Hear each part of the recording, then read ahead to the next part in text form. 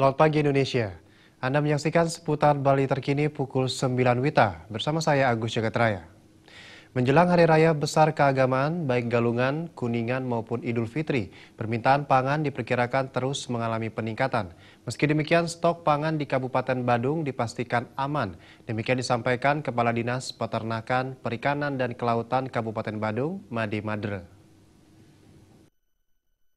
Kepala Dinas Peternakan, Perikanan dan Kelautan Kabupaten Badung Made Madre mengatakan kebutuhan pangan untuk Hari Raya Besar Keagamaan seperti Galungan, Kuningan dan Idul Fitri di Kabupaten Badung masih aman.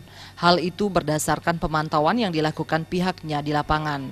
Bila terjadi kelangkaan, pihaknya akan terus mensuplai melalui UPT di kecamatan. Mengenai stok pangan, terutama di sektor peternakan, kita sudah memantau, tim kita sudah turunkan ya data yang kami dapatkan mengenai kesediaan daging ya, baik itu daging sapi, babi maupun ayam ras, juga termasuk telur dan ikan. Ini stok kita aman. Berdasarkan data Dinas Peternakan, Perikanan dan Kelautan Kabupaten Badung, komoditas babi memiliki stok 493,6 ton dengan kebutuhan per hari 55 ekor. Diperkirakan akan mengalami peningkatan 20% menjelang Hari Raya dengan harga berat hidup Rp28.000 per kilo. Stok ayam ras 332,2 ton dengan kebutuhan 3.500 ekor dan harga Rp30.000 per kilo dalam bentuk ayam potong. Untuk komoditi sapi, kebutuhan per hari 35 ekor dengan stok tersedia 1.050 ton.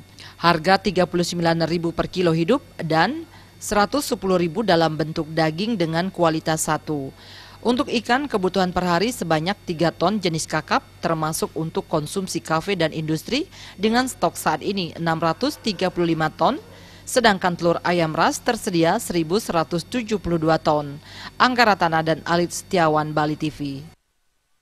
Pemirsa, demikian seputar Bali terkini kali ini. Nantikan informasi menarik kami lainnya dalam seputar Bali terkini 1 jam mendatang. Salam Indonesia.